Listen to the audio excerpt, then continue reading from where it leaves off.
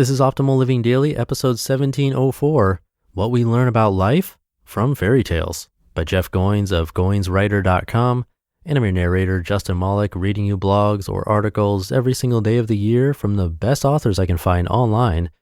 And we keep this intro nice and short, so let's get right to it as we optimize your life. What We Learn About Life from Fairy Tales, by Jeff Goins of GoinsWriter.com.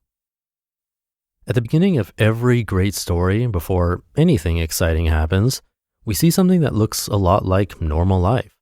Long before the protagonist slays a dragon or the heroine embarks on a quest, we see her in some unsuspecting place, dreaming of something more.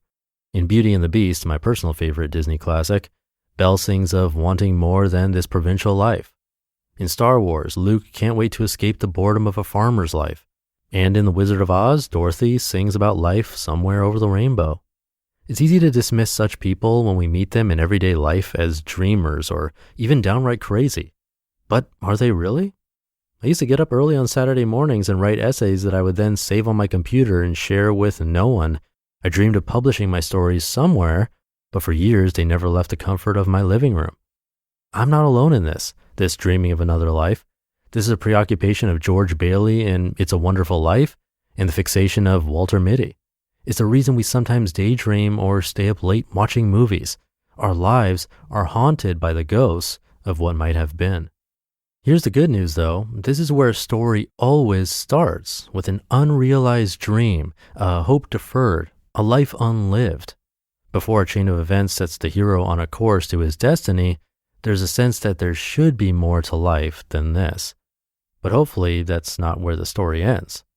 At an important moment, everything begins to make sense.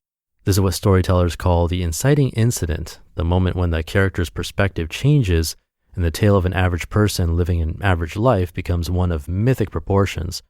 But something has to happen for any of this to take place. The character must choose to enter the story. Belle goes to find her father. Luke leaves home with Obi-Wan. Dorothy gets swept up in a tornado. In any great narrative, there's a moment where a character decides to be more than a bystander. That's really when a story begins, with the decision to act. This choice, though, is often preceded by a feeling of discontent, which is why when people are called to some great task, they know it.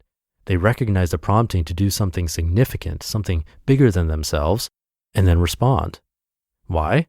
Because they've been waiting for it their whole lives. Frustration prepares you for your purpose. My friend Ben Arment says every dream begins with frustration. And I think that's true, but that frustration must be funneled into awareness that leads to action. Otherwise, it becomes bitterness. You must be willing to do something, to step out into the unknown and see what happens. Until you make this choice, you'll continue feeling frustrated, seeing other people succeed and chalking it up to luck or some unfair advantage. You'll be jealous and critical and wonder, why not me? And in doing this, you will deceive yourself. Because the truth is some do get lucky and others have been born into privilege. But what are those things to you? You are still called. Chances come to us all, but only those who are ready recognize them. So before you know what your calling is, you must believe you are called to something, even if you don't know what it is yet. That nagging sense that everything is not as it should be, that you are meant for more than the status quo, is an important clue. And what you do with that is essential to how your story unfolds. What this means is you don't need some big plan. You just need to be a little dissatisfied with the way things are, to possess a premonition that something is amiss, and you may hold the key to fixing it. You don't need some big lucky break or a golden opportunity. You don't even need to just know what you're supposed to do. You just need the willingness to begin. Only then can you dedicate yourself to the work required of you, and only then will you know what it's worth. Without this awareness, you won't be able to recognize the opportunities that come, and they always come to those with open eyes. Action is required. So what does this mean practically? First, you must acknowledge the story that you're in and recognize that your gift is needed. The world will not be made right until you see things as they really are. Then, embrace the frustration that you feel and decide to do something about it. Committing to a course of action is essential to getting unstuck. Finally, you must act, paying attention to the lessons you'll learn along the way and stay flexible enough to change course as you discover new information. All of this, of course, is predicated on doing something. Every great story begins with awareness, but leads to action. You must enter the tale that is unfolding around you and choose to become a part of it. Otherwise, you're just another dreamer staring out into an open field or singing some sad song about a rainbow. And stories are rarely made by those who only dream. You just listened to the post titled What We Learn About Life from Fairy Tales by Jeff Goins of GoinsWriter.com.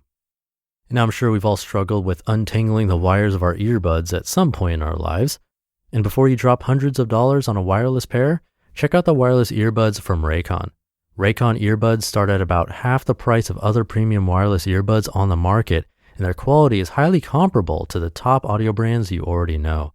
Their newest model, the everyday E25 earbuds, are their best ones yet, with 6 hours of playtime, seamless Bluetooth pairing, more bass, and a more compact design that gives you a nice noise-isolating fit. The lack of bulky wire makes it easier for me to use my Raycon earbuds during meetings, evening walks, editing, exercising at home, all that stuff. Unlike my other wireless earbuds, they are stylish and discreet while providing a very comfortable listening experience with many different sized ear tip covers. Raycon is a company co-founded by Ray J and highly endorsed by celebrities like Snoop Dogg, Brandy, and Mike Tyson. Now's the time to get the latest and greatest from Raycon. Get 15% off your order at buyraycon.com/old. That's BUYRAYCON.com/OLD for 15% off Raycon wireless earbuds. Buyraycon.com/old. Thank you to Jeff. It's interesting how so many stories and movies take this same path. When you're aware of it, you notice it more and more, where a regular old person experiences something, often supernatural, doesn't do well with it, there's conflict, but then they realize that they need to change. From really old stories like fairy tales or A Christmas Carol to funny Jim Carrey movies like Liar Liar or Bruce Almighty, it's a very common formula, and I'm a sucker for it every time. But seeing this and hearing this, hopefully we can take away what Jeff was saying. We need awareness and action. Consistent action is what gets us to where we eventually want to be. So thank you again to Jeff. He's a great writer. Come by GoinsWriter.com for more. Have a great rest of your day. I will see you tomorrow as usual, where your optimal life awaits.